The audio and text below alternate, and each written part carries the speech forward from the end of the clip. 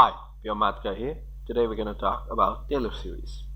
So Taylor series are basically a nice way to approximate certain functions, and they're also really useful for integrating them. A nice example is the function e raised to minus x squared. This is called the error function, and it's well known that this function has an integral which cannot be represented as elementary as in terms of elementary functions. So anyway,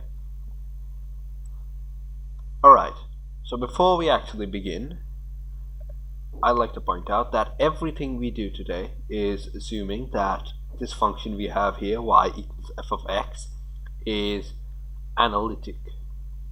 And what that basically means is it's infinitely differentiable, and it can be written in this form over here. It can be written as c0 plus c1 times x minus a plus c2 times x minus a square plus c3 times x minus a cubed. A is called the center of the Taylor series, and c0, c1, c2, these are all basically constants, and we're going to determine them today. Also, if we put a equals 0, so that basically gives us a Maclaurin series. And this is the kind of series which is generally used more often because a equals 0 just simplifies everything. Anyway, let's begin. Alright, so let's say I want to approximate this function around some points near x equals a. So x equals a corresponds to this value, and obviously if I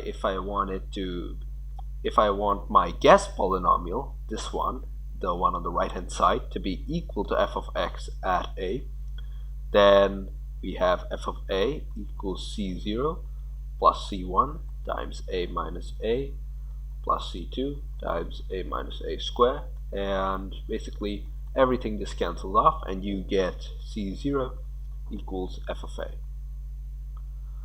Alright, now let's go in a bit more detail.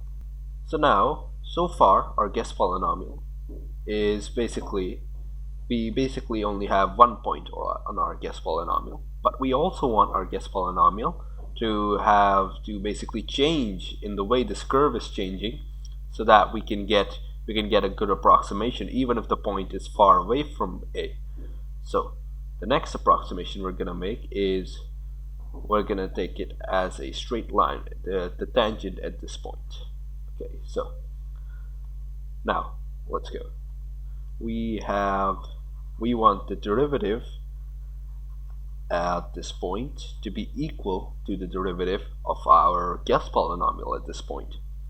So the derivative with respect to x is just going to be this goes away, and so we get c1 plus 2 c2 times x minus a plus 3 c3 times x minus a square, and so on. But since it's f dash of a, we can just cancel off all this stuff and we get left with c1. So c1 equals f dash of a. Now in a similar way, we don't want to just approximate the rate of change of the curve with a straight line. We want to approximate it, we want to make the gradient change in the way the gradient of the curve is changing. So now we can make the second derivative of our guess polynomial equal to the second derivative of the actual curve. So now our guess polynomial is going to start to curve kind of like this, and so you can already see that's a much better approximation. Anyway, so now if we differentiate f of x twice with respect to x, we get this goes away, and we get 2c2 plus 3 times 2 c3 into x minus a, and a bunch of other stuff which is just going to go away. So we put x equals a here, x equals a, this stuff goes away, and we get left with 2c2. And so this time we get c2 equals this guy divided by 2. Okay, now similarly we can determine C3, and actually I'm going to do that.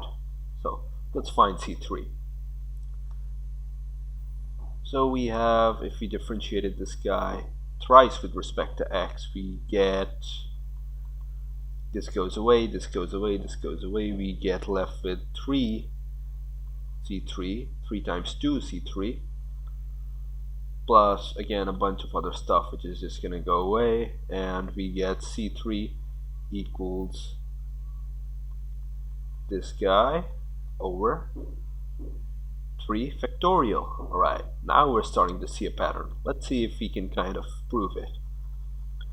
So our pattern so far is that f of n of a is going to be equal to n factorial times cn.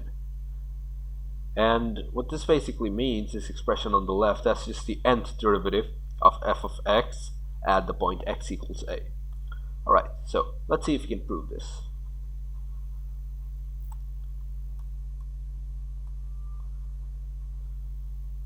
Okay, so we have over here f of x equals c0 plus c1 times x minus a, and a bunch of stuff until finally we get to cn times x minus a raised to n plus cn plus 1 times x minus a raised to n plus 1. And it goes on, but I'm just going to ignore it for now. And now if we differentiate it n times with respect to x, all of this stuff before, all of this just vanishes, and we get left with n times n minus 1 times n minus 2 times n minus 3, so basically n factorial. So we have n factorial times cn. And again, this stuff goes away for a different reason. This stuff goes away because there'll be an x minus a left over here, and if we put x equals a, again it just goes away. And so we get cn equals fn of a divided by n factorial. Alright, now we've basically almost found our Taylor series. So we found that f of x equals the summation from n equals 0 till infinity of cn times x minus a raised to n. And remember, cn is basically equal to the nth derivative of f of x at the point x equals a, so that's this over n factorial. And so we get a nice expression for f of x, which is known as the Taylor series. We get f of x equals summation n equals 0 till infinity of f of n times a into x minus a raised to n over n factorial. And this is called a Taylor series. Now, there's a bunch of stuff I won't be going over, like the radius of convergence and Taylor's theorem, which you basically need in order to prove that the original function is analytic in the first place. Otherwise, all this stuff doesn't work. If the function you have cannot be written in this way, then all your working after that is basically useless. Anyway, let's do an example. I already know that e of e raised to x is analytic, so I can approximate it with a Taylor series. But in this case, I'm going to use a Maclaurin series, which is just a Taylor series with a equals 0. So we have a equals 0.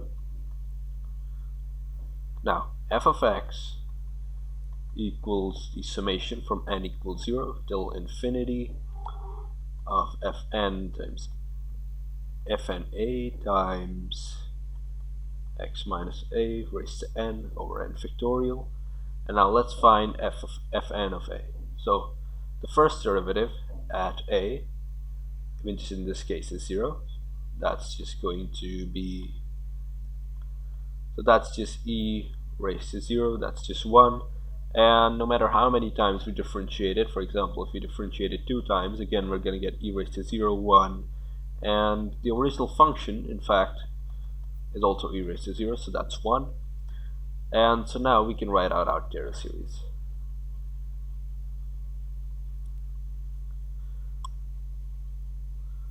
So this guy is always equal to 1. Let's replace that. It's 1. And a is 0, so we can erase that too. And so now, when n equals 0, we get x raised to 0 over 0 factorial, so that's just 1. Then when x equals 1, we get 1 plus x squared over 2 factorial plus x cubed over 3 factorial, and so on till infinity.